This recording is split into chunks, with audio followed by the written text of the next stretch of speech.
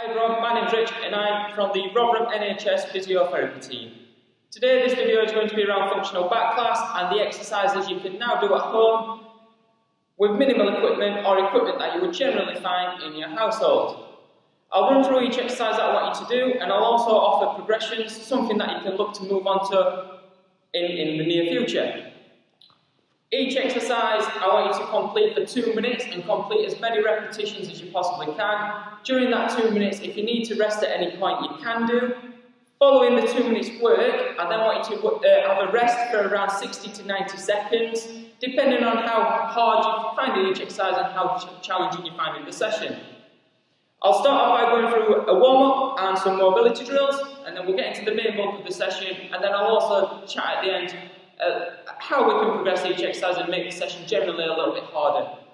So to start with, like I said, mobility drills, I want you to complete 15 repetitions on each one. It's nice and steady, working at your own pace. So to start with, we're going to go arms down either side, going into what we call side flexions. So you're simply reaching down either side of the leg.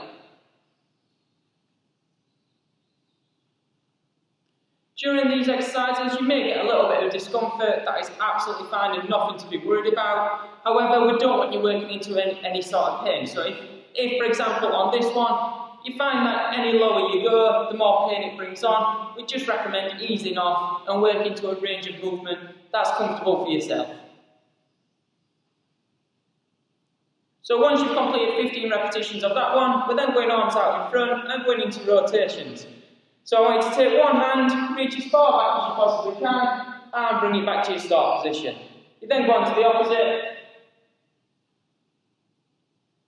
15 repetitions again, working nice and steady. Again, work to your own range and your own limits on each exercise.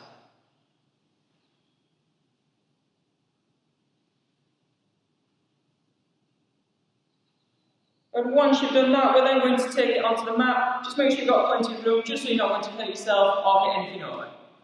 So taking it onto the mat, I want you to lay flat on your back to start with and knees bent. Feet on the ground, and going into what we call knee rolls. So we're rotating from one side and then slowly onto the other.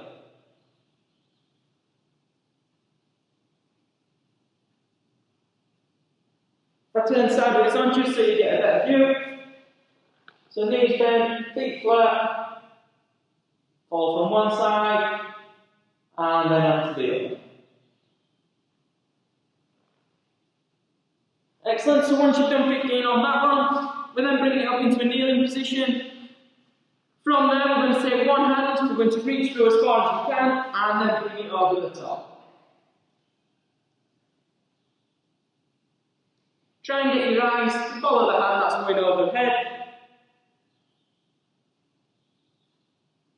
So 15 on one side, and then you swap it over and do the same on the opposite side. Again, if I turn sideways on, just so you get a better view.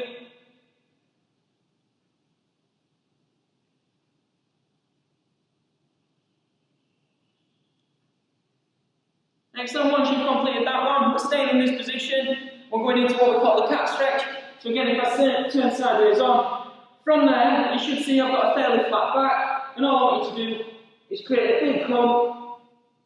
Hold it for a couple of seconds and then slowly push it back down. But then I also want you to create a dip. So I want you to try and push your belly button down as low as you possibly can. And then back up again.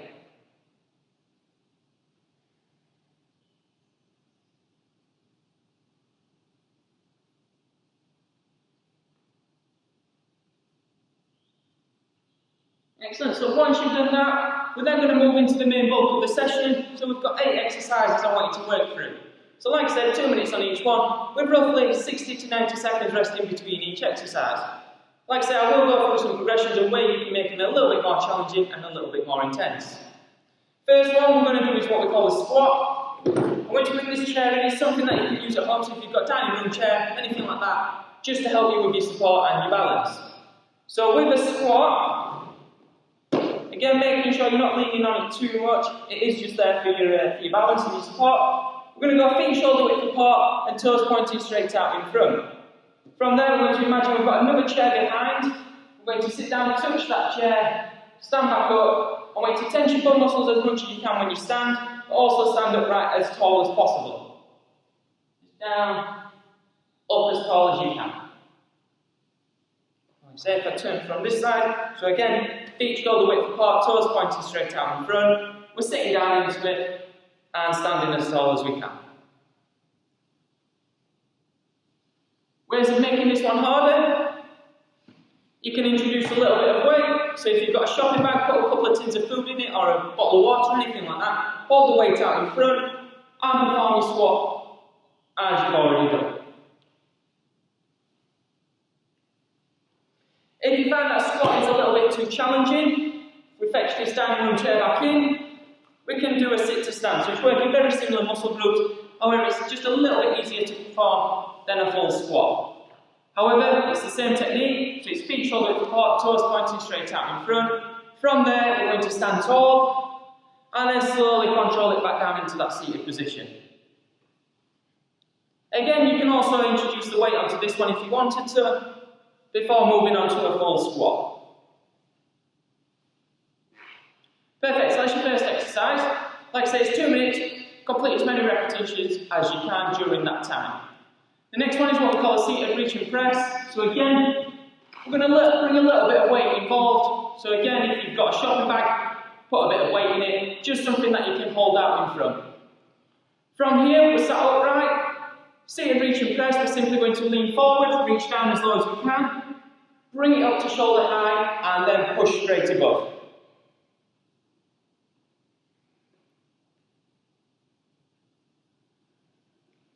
Great way of progressing this one is to remove the chair. Then we can also do it in standing. So it's a bit of a squat, reach forward, up to shoulder high, and press above.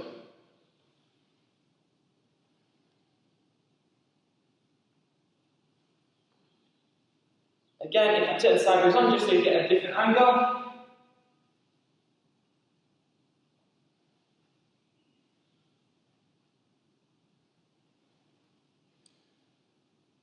Excellent, so that's your seated reach and press. Next one, we're moving into bridging. So again, we're going back onto the floor. This can also be performed on a bed, so if you struggle to get up and down off the floor, by all means complete this one on your bed.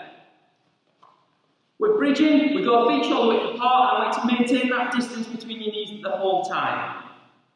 We'll lay flat on his back, knees bent, feet flat, pushing up as high as you possibly can, and then slowly controlling it back down.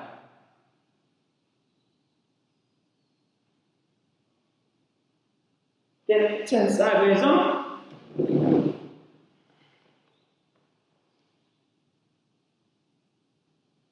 A great way of progressing this one is to add what we call the leg extension.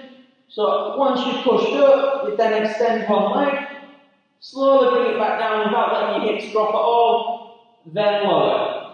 You then go back up, and then obviously onto the opposite side.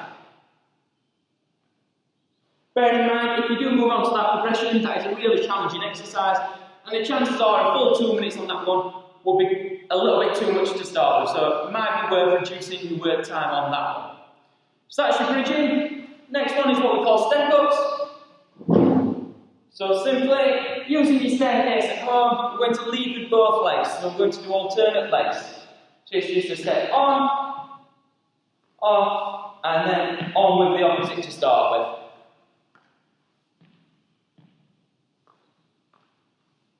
Again, a good way of progressing this one. Get a carry bag in each hand, a couple of tins in each bag, holding it down, keeping your arms relaxed, and step on and off with the added weight.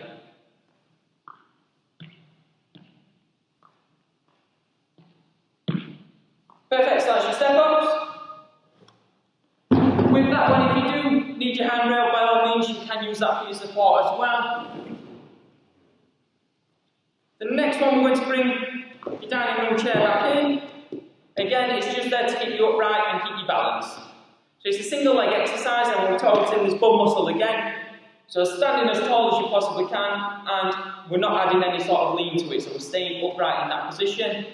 It's a kick out to the side. Feel your bum muscle tighten up quite a lot on this one, and then slowly control it back down. Again, working on both sides, so you simply bring it over, already said, just limit any sort of lean that you may be tempted with on this exercise.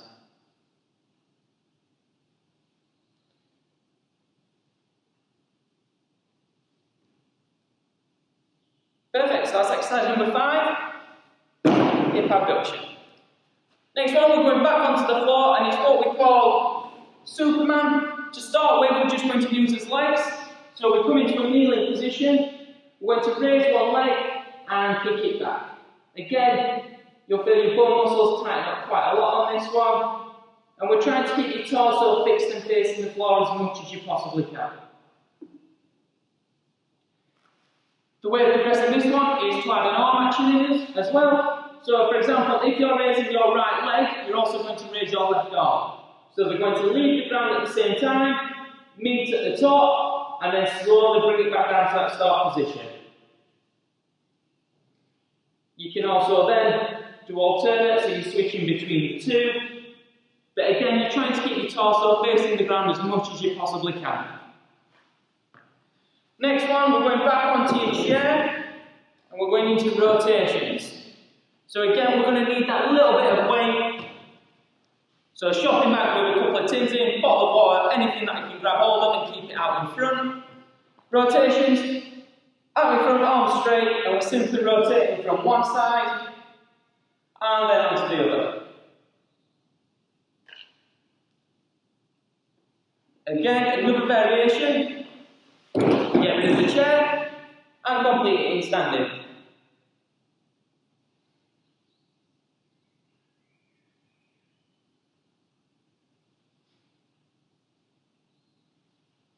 Perfect. Moving on to your final exercise that we're going to do. Again, you are going to need that support from a chair or kitchen side worktop, anything that you can just gently lean on top. It's what we call lunges, and I simply want you to exaggerate a big step out in front as much as you can. One hand on, or even if you needed to, you can have a chair at either side and a hand on each side. From here, it's a big step out, keeping your knee in line with your toes, and your toes should be pointing straight out in front. Alternate legs, and like I said, try and encourage that step forward as much as you can. Once you've stepped out, remember you're sitting down into it as low as you can go. If it turns sideways on. Again, another way of progressing it is to add that little bit of weight to it. So it could be simply a tin of food in each hand, arms relaxed, and your legs are just having to work and move that little bit of extra weight to make it a little bit more intense.